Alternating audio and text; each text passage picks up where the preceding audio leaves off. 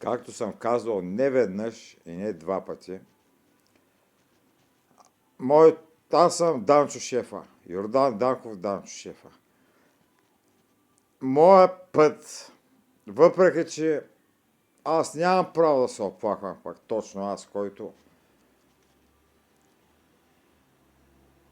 действително, въпреки че имах не лесен и много изключително труден и сложен път и живот, аз бях един от щастливците, които не можех да се оплача нищо, де се казва. До един момент, в който не знам на стари години как така се извърнаха нещата и какво става, но има ситуации, които самия аз не знам какво да направя, защото няма много експириенс с, да речем, с паранормалното. Сега, предвижте какви всекидневни проблеми. Откакто вчера вече го пуснаха официално този сателит, който да ме наблюдава вече след 12 години, аз му викам хардкор терор, защото за 12 години аз не знам някой да е повече,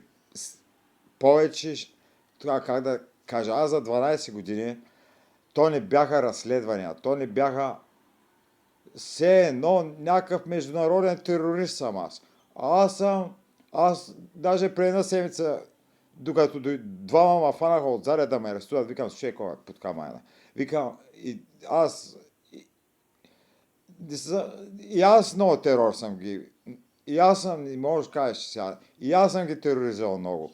И кой не съм ги правил. Не мога да кажеш, че съм Свети за мир сама. Не е той дед го изкарват. Аз не знам някой международен терорист да са го разследвали 12 години нон-стоп.